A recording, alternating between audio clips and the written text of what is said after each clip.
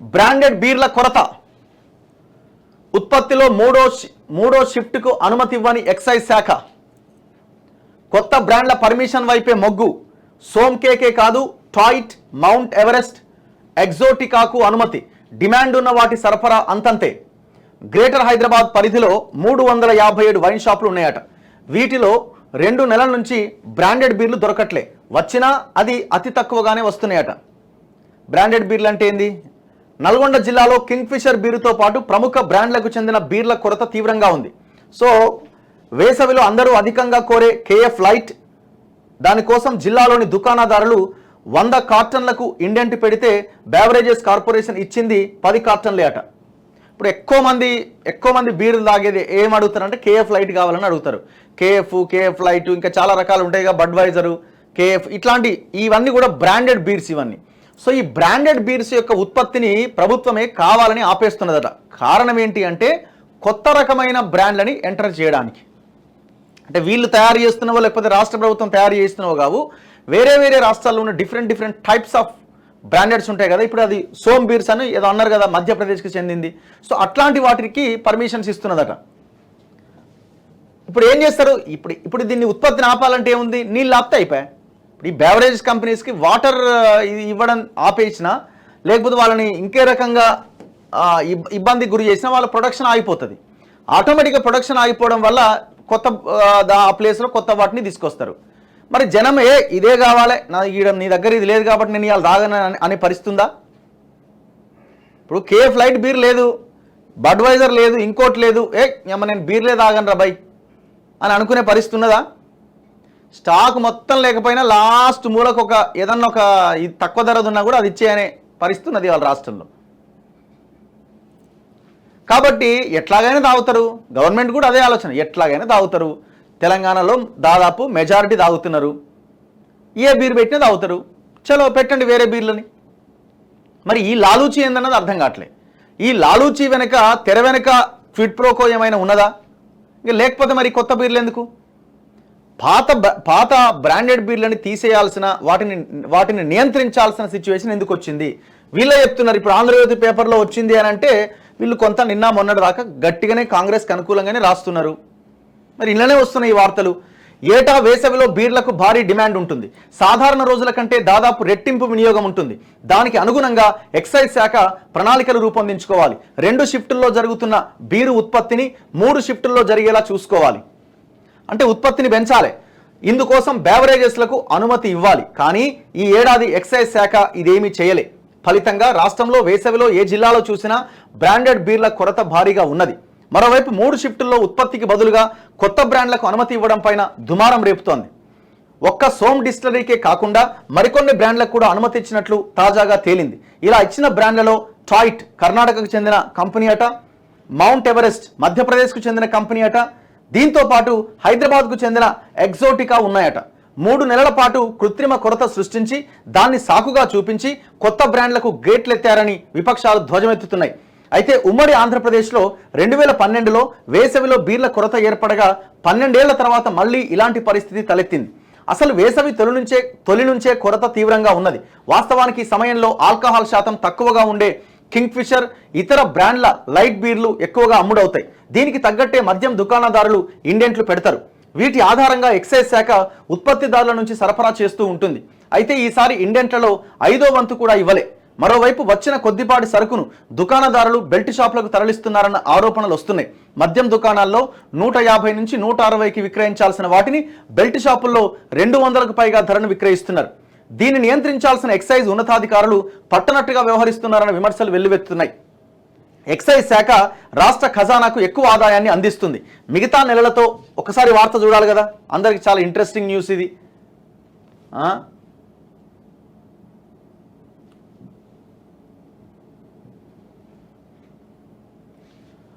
మిగతా నెలలతో పోలిస్తే జనవరి నుంచి మే వరకు 5 నెలల్లో ఈ శాఖకు ఆదాయం అధికంగా వస్తుంది.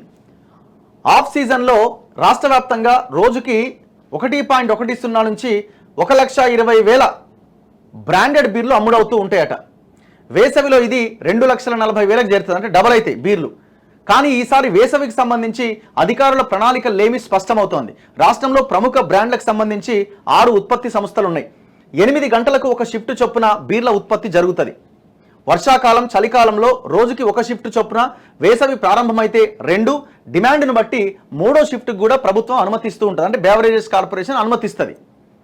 కొన్నేళ్లుగా ఇలాగే చేస్తూ ఉన్నారు. దీంతో బీర్ల తయారీ నిరంతరాయంగా సాగుతుంది. ఈసారి ఎక్సైజ్ శాఖ 2 షిఫ్టులకే అనుమతి ఇవ్వడంతో డిమాండ్ సరఫరా మధ్య వ్యత్యాసం పెరిగింది. డిమాండ్కు సరిపడేలా 3వ షిఫ్ట్కు అనుమతి ఇవ్వకపోవడంతోనే లోటు ఏర్పడిందని అర్థమవుతోంది. బ్రాండెడ్ బీర్లు అందుబాటులో లేకపోవడంతో మద్యం ప్రియులు బ్రీజర్ కొనుగోలు చేసినట్లు అధికారిక లెక్కలు చెప్తున్నాయి. ఆ బీర్ వదిలేసి బ్రీజర్ తాగుతారా? దీనిలో ఆల్కహాల్ పర్సెంట్ చాలా తక్కువగా ఉంటుంది. ఎన్నడూ లేని స్థాయిలో రాష్ట్ర వ్యాప్తంగా బ్రీజర్ విక్రయాలు 2 పెరిగినాయి. బీర్ లేకపోవడం వల్ల బ్రీజర్ తాగిరంటే ఇది కరెక్ట్ కాదు. కానీ జనరల్గానే టెంపరేచర్ ఎక్కువ ఉంది కాబట్టి బ్రీజర్ని ఎక్కువగా వినియోగించి ఉంటారేమో, ఎక్కువ తాగుండొచ్చేమో తప్ప బీర్ లేకపోతే బ్రీజర్ కొనుక్కపోయినా మాత్రం తప్పు. ఇది అందరికీ తెలిసిన విషయం. ఇది అన్ని జిల్లాల్లో కూడా కొరతే ఉందట. నిజామాబాద్ జిల్లాలో 102 వైన్ షాపులు ఉన్నాయట. గత ఏడాది మే నెలలో 3,30,000 బీర్లు అమ్ముడైపోయినాయట. ఎండల తీవ్రతతో ఈ నెలలో కనీసం 4,50,000 బీర్ల డిమాండ్ ఉంటే సరఫరా చేసింది మాత్రం 2,32,000. నిరుడి కంటే 1,20,000 బీర్లు అదనంగా సరఫరా చేయాల్సి ఉండగా 2,18,000 బీర్లు తక్కువగా సరఫరా చేశారు. మరి ఇప్పుడు అసలు బీర్లే సప్లై చేయకపోతే ఓకే, వీళ్ళు మద్యాన్ని నియంత్రించడానికన్నా అనుకోవచ్చు. కానీ కొత్త బ్రాండ్లు తెర మీదకి వచ్చినాయి అన్నమాట. సంగారెడ్డి జిల్లాలో 101 వైన్ షాపులు 34 బార్లు ఉన్నాయట. నిరుడు మే నెలలో 138 కోట్ల విక్రయాలు జరగగా ఈసారి ఆదాయం 160 కోట్లకు చేరుతుందని అంచనా వేశారు. ఈ నెల 29 వరకు 126 కోట్ల మద్యం మాత్రమే అమ్ముడైంది. ఆదిలాబాద్ జిల్లాలో కూడా బ్రాండెడ్ బీర్ల కొరత తీవ్రంగానే ఉన్నది. ముఖ్యంగా KF light, strong, ultra, 5000, knockout, Budweiser, Khajuraho సరఫరా అంతంత మాత్రమే. స్టాక్ ఆధారంగా అధికారులు వైన్ షాపులు, బార్లకు సమానంగా పంపిణీ చేస్తున్నారు.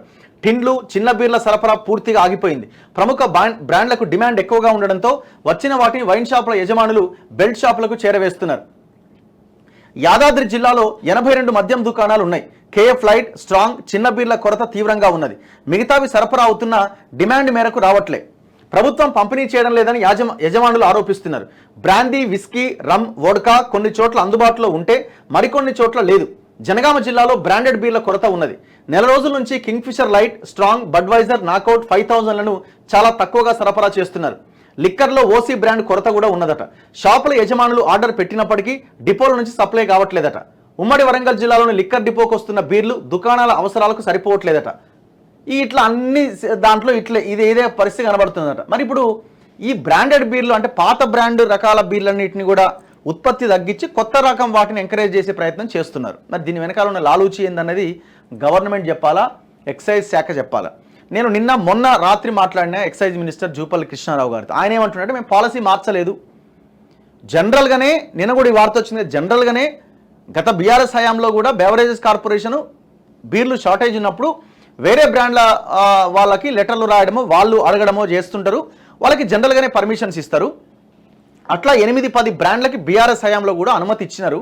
కొత్త ఏం కాదు ఇది అని ఆయన కూడా చెప్పిండు. అది వాస్తవం కూడా. కానీ ఇక్కడ పాయింట్ ఏంటి?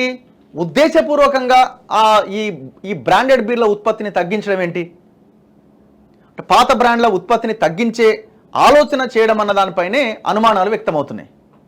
ఇప్పుడు జనరల్గా 1 షిఫ్ట్, 2 షిఫ్ట్, 3వ షిఫ్ట్లో కూడా బీర్ల ఉత్పత్తి చేస్తుంటారట ఈ సమ్మర్ సీజన్లో. మరి ఈసారి ఎందుకు చేయలే?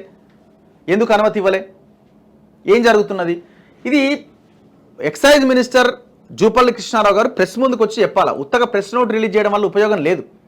మీడియా ముందుకు వచ్చి విలేకరులు అడిగే ప్రశ్నలు మీరు ఎదుర్కోవాల్సి ఉంటుంది. అప్పుడే క్లారిటీ వస్తుంది. మీరు ఎవరు రాకుండా ఏమి చేయకుండా ప్రెస్ నోట్ రిలీజ్ చేయడం వల్ల ఉపయోగం ఏంది? అవసరమైతే పలు ఛానళ్ళకి ఇంటర్వ్యూలు కూడా ఇవ్వాలా. అప్పుడు ప్రజలకు క్లారిటీ వస్తుంది. అసలు ఈ లొల్లంత ఏందా నాకు అర్థం కాదు. బెల్ట్ షాపులు క్లోజ్ చేయండి అంటే బెల్ట్ షాపులకే సప్లై చేస్తున్నారట. మద్యాన్ని నియంత్రించే ప్రయత్నం చేయండి అంటే వేరే రకాల బీర్లు తెచ్చి ఇంకా ఆదాయం పెంచుకునే మార్గాలనే ఎంచుకుంటున్నారు. ఏం జరగాల? తెలంగాణ తాగుబోతుల తెలంగాణ చేసిండ్రు ఆయన. ఈ రాష్ట్రం ఆగమైపోయిందనే కదా మిమ్మల్ని తీసుకొచ్చి పెట్టింది. సో ఇట్లా దీని వెనకాలైతే ఏదో గూడు పుఠాని ఉన్నది, దాంట్లో డౌటే లేదు. మనం ఆలోచించాల్సిన అక్కర్లేదు. లేకపోతే ఏమొస్తుంది? ఏం లేదు, వీళ్ళు వాళ్ళు మాట్లాడుకుంటారు లోపాయికారిగా క్విడ్ ప్రోకో కింద వ్యవహారం అంతా నడిచిపోతుంది.